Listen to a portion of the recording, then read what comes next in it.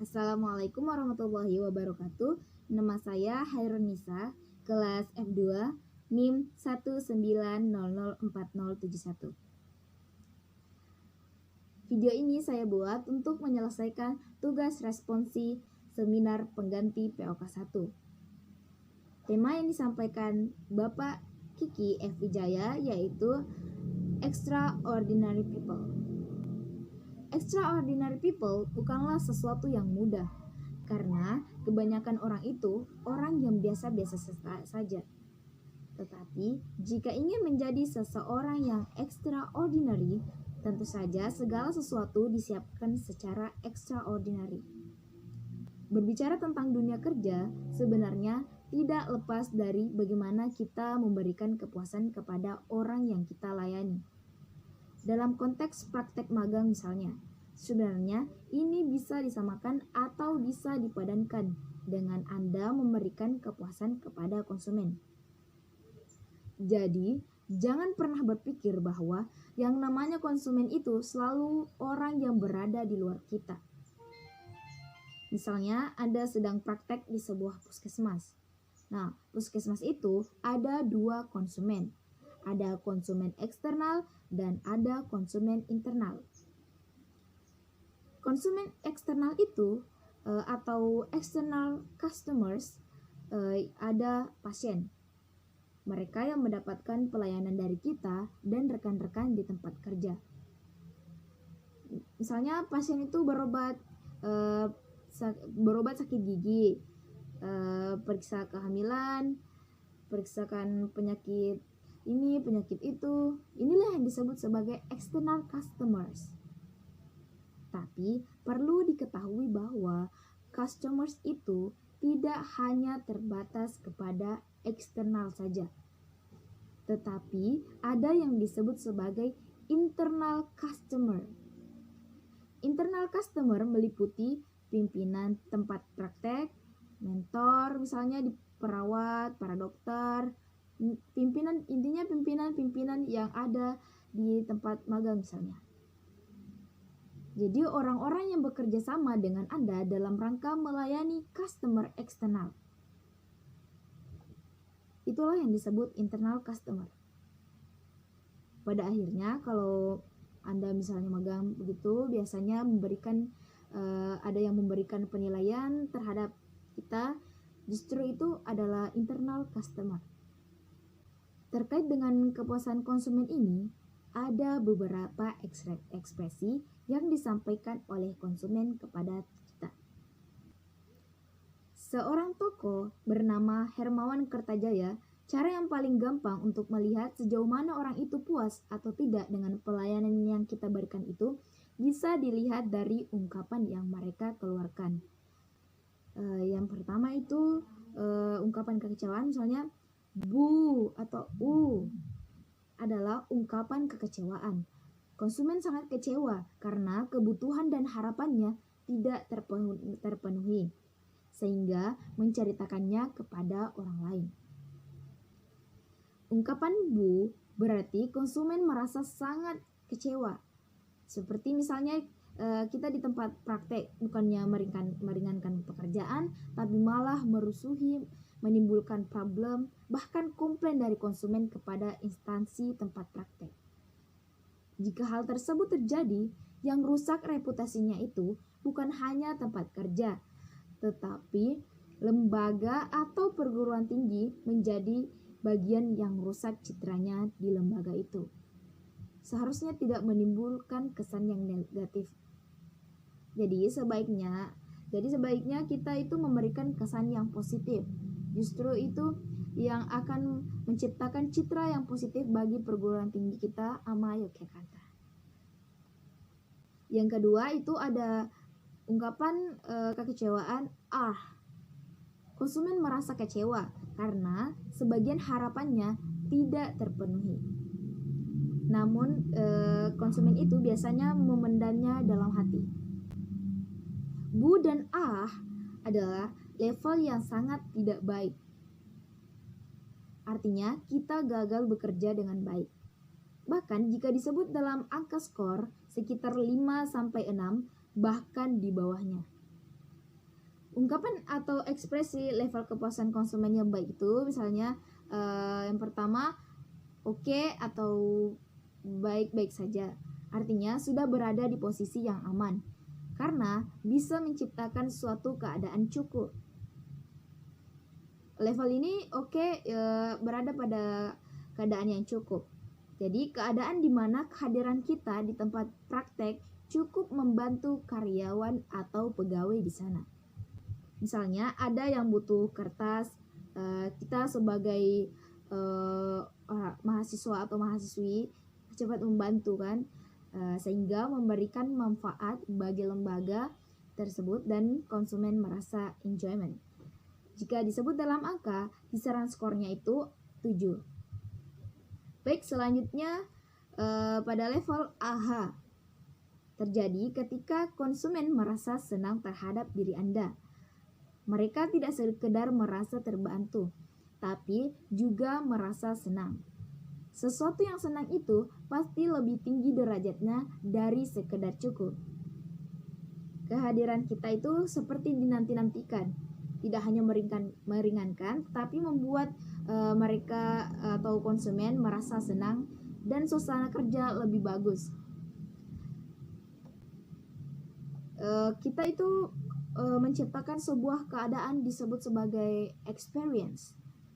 Hadirnya Anda itu memberikan suatu pengalaman yang unik, di mana mereka belum pernah merasakan atau mahasiswa yang praktek di sana belum pernah merasakan sebagaimana hadirnya Anda.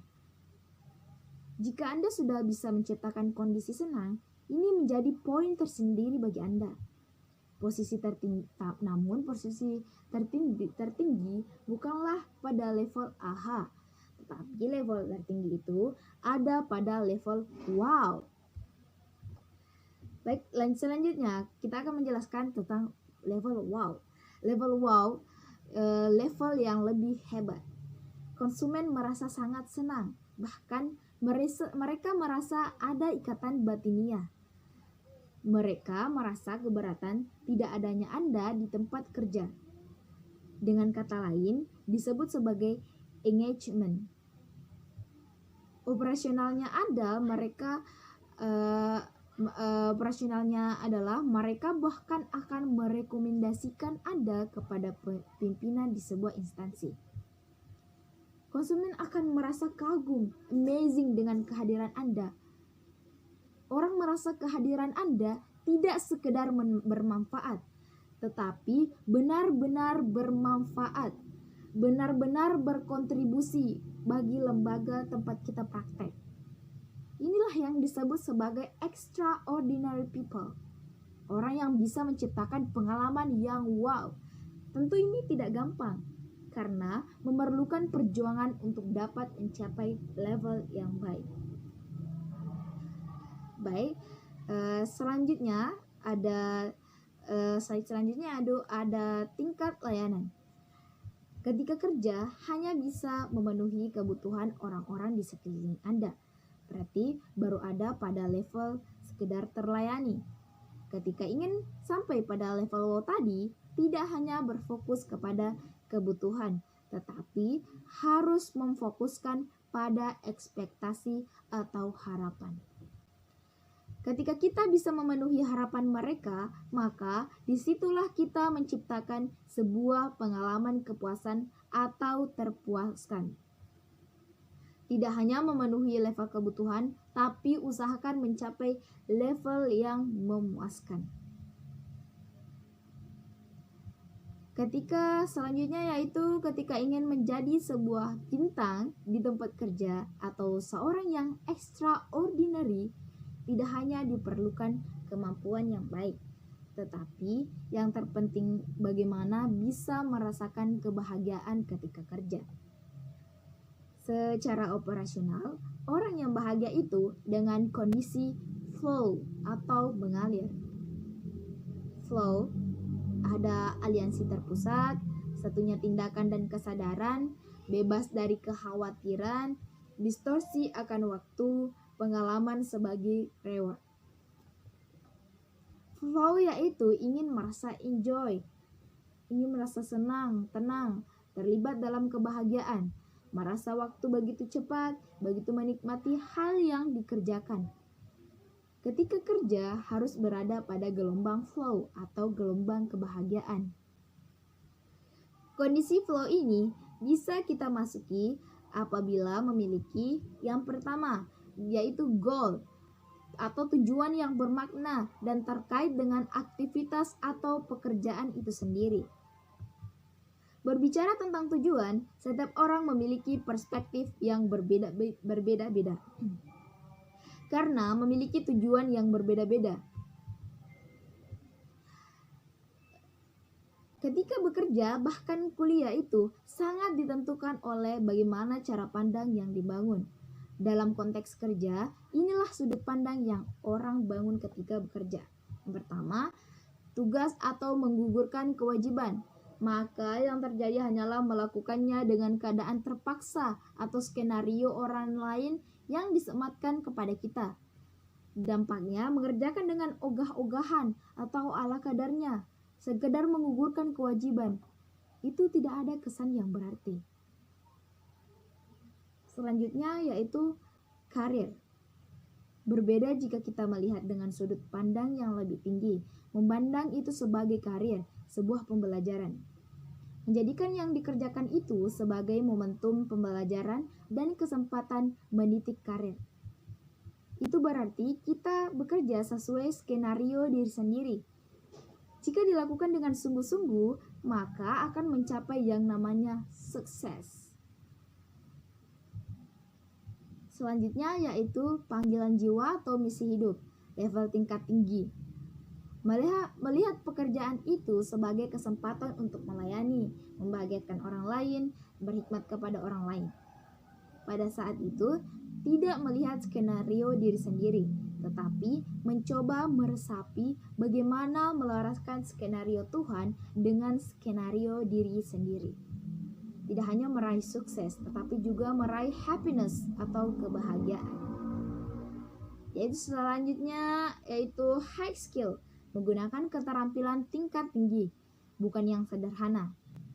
Pekerjaan yang membahagiakan itu bukan pekerjaan yang sederhana, tetapi pekerjaan yang melibatkan keterampilan tingkat tinggi, baik itu terkait dengan keterampilan hard skill maupun yang sifatnya soft skill. Pekerjaan yang monoton, sederhana, biasa-biasa saja, biasanya akan menjadikan kita merasa jenuh atau bosan. Anders Ericsson menyebutkan bahwa orang-orang yang terbaik pada bidangnya masing-masing. Dari temuan beliau disebutkan bahwa para pakar atau expert menghabiskan minimal 60 jam seminggu atau 9 jam per hari selama kurun waktu 10 tahun atau sama dengan 31.200 jam untuk melatih dirinya untuk menjadi pakar pada bidangnya masing-masing. Ya, selanjutnya yaitu optimal challenge. Tantangan dengan tingkat kesulitan yang moderat, tidak terlalu mudah dan tidak terlalu sulit. Untuk menciptakan tantangan itu berasal dari diri sendiri. Jadi ciptakanlah tantangan ya, supaya ciptakan tantangan yang tidak terlalu mudah dan tidak terlalu sulit. Selanjutnya yaitu feedback atau umpan balik tentang kemajuan yang dicapai, baik itu internal maupun eksternal. Feedback yang diberikan kepada kita dijadikan sebuah hadiah, bisa mencapai pada tahap kemajuan tertentu. Selanjutnya yaitu smart relationship. Perilaku dan attitude yang ditunjukkan ketika bekerja memiliki pondasi yaitu trust atau kredibilitas diri, dibangun atas 3 sikap. Yang pertama amanah, kedua kemampuan, dan yang terakhir integritas. Selanjutnya ada observe atau level kepekaan. Level yang pertama yaitu tidak bertindak ketika diminta. Level kedua bertindak ketika diminta, dan level ketiga bertindak tanpa diminta. Jika ingin menjadi orang yang memiliki kepekaan dengan berada pada level 1, sebaiknya memiliki kepekaan yang baik dan dibutuhkan oleh setiap lembaga atau perusahaan, yaitu pada level 2 dan level 3.